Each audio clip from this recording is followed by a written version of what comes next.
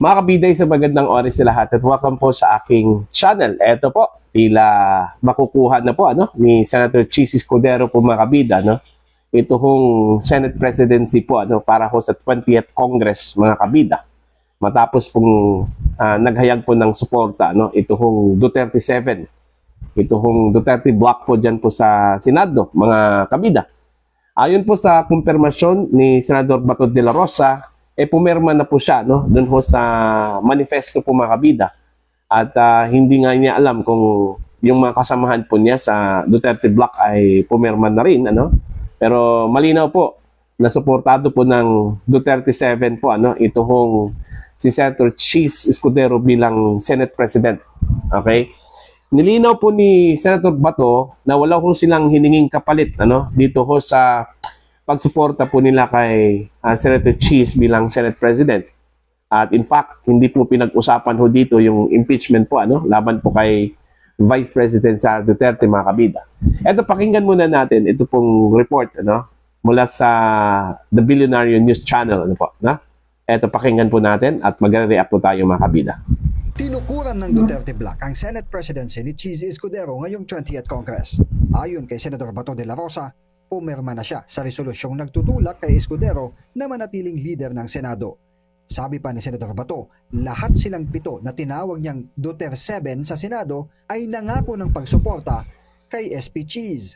Kasama ni Bato sa Duterte 7 sina Robin Padilla, Bongo, Amy Marcos, Rodante Marcoleta, Mark Villar at Camille Villar. Nakapag-commit na kami. I don't know kung nakapirma na yung iba. Ay kayo, sir. Ako, nakapirma na ako. In principle, kami, Duterte Block, napag-usapan namin, we are inclined to support the Senate President Chis Escudero. Wala raw kapalit na committee chairmanships kaya siya sumuporta kay Chis.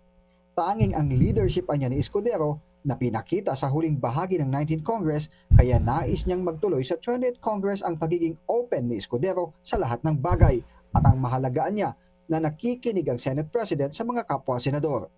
Pero si Senador Marcoleta, hiningian niya ang Blue Ribbon na siya namang pinangako umano sa kanya ni Escudero. Mabilis namang nilinaw ni Senador Bato na ang kanilang pagsuporta kay Escudero ay hindi dahil sa kanyang pinakita sa impeachment ni VP Sara. Ang pinaka-big factor dyan na nakikita ko lang talaga is yung pagka-open niya. Nakikinig siya. Lahat ng sides pinapakinggan niya. So, yun ang nagustuhan namin na liderato. Si Senator Chis ang nagsabi sa pinakahuling press conference niya sa Senado na bukas ang impeachment court sa anumang motion mula sa senator judges na maaring mauwi sa botohan. Kabilang na riyan ang motion para ipadismiss ang impeachment case laban sa Vice. Kaya si Senador Bato nakahanda na ang kanyang motion sa pagbubukas ng first regular session ng Senado sa 20th Congress. Hindi sa impeachment court, pero sa legislative session. Pero nilinaw niya na hindi ito motion to dismiss, kundi para alamin kung may jurisdiction ba ang 20th Congress sa impeachment case. Dahil bago na niya ang komposisyon ngayon ng mga senador sa 20th Congress, mahalaga rin anyang makuha rin ang kanilang desisyon sa issue. Ang pinakaunang motion ko is to determine whether or not the Senate of the 20th Congress is willing to be bound by the actions of the previous Senate. Yun lang ang tanongin ko para masettle natin yung issue on jurisdiction. Dahil sinitil kung halimbawa makakuha yung House of Representatives ng kanilang positive action na talagang majority sila ay pumayag na yung tatawid yung jurisdiction sa 20th Congress. So gusto ko rin tanongin rin ang Senado. Kasi pareho lang naman yan. Sakali man na niyang magdesisyon ng Senado na wala ng jurisdiction sa impeachment ang 20th Congress, kahit nais pa niya ng Kamara na ituloy na ang paglilitis, sinabi ni Senador Bato, mananaig ang desisyon ng Senado.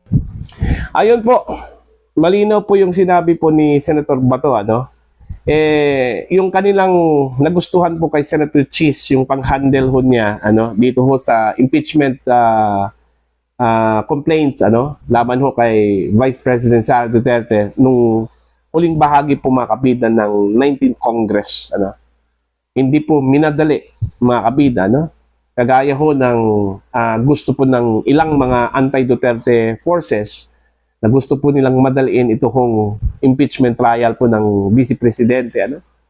Pero at least, malinaw po na nakikinig daw ito kung si Senator Chis Escudero sa kanya hong mga kasamahan po makabida. Kaya ngayon yung nagustuhan po nila, no? Bilang leader po ng Senado. Okay. Malinaw po doon ho sa sinabi niya na wala po silang pinag-usapan patungkol ho sa impeachment trial po ni VP Sara, no? Pero ang sinabi po, pagbukas ho ng 20th Congress, mga kabida, unang motion ang kanya hong isasalang po, ano? Ito hong jurisdiction po ng 20th Congress, ano? Actually, nakahanda na raw yung kanyang motion, ano? Yun yung unang-una po niyang isasalang po, mga kabida. Kung meron bang jurisdiction, ito pong 20th Congress dito ho sa impeachment complaint, ano? Against the Vice President po. Kung yung House of Representatives, majority po sa kanila, nagsasabi ho na meron pong jurisdiction at pwede hong itawid, mga kabida, no? Yung impeachment trial, ano? From the 19th Congress papuntang 20th Congress, dapat daw sa Senado, kailangan ding alamin din, ano? Mula sa mga senador bilang impeachment court judges po, mga kabida, kung meron bang jurisdiction ito pong Senate, ito pong 20th Congress dito ho sa impeachment trial po ni VP Sara, no?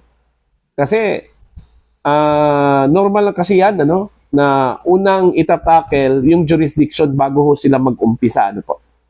Maliban po doon ho sa motion po ng kampo po ni Vice President Sara Duterte, mga kabida, na ibasura po itong verified complaints, ano, na isinampa po ng House of Representatives dyan po sa Senate. Laban po sa kanya, ano, mga kabida. Uunahin po nila itong jurisdiction. Tama naman po, ano? Para sa akin po, tama po yung move po, ano, ni Senator Bato. Dapat uunahin ito hong jurisdiction issue, ano? Kung meron bang jurisdiction. Ito pong Senate po, ano? Ng 20th Congress po, mga kabida. Bago ho nila isusunod ito hong motion, ano, ng kampo po ni Vice President Sara Duterte, kung malino po doon ho sa decision po ng Senate, ano, at Senate Impeachment Court, ano, na meron pong jurisdiction itong 20th Congress sa impeachment po laban ho kay Vice President Sara Duterte, mga kabida. Tsaka pa po nila itatakel ito hong motion ng kampo po ni VP Sara na ibasura po ang verified complaints, ano?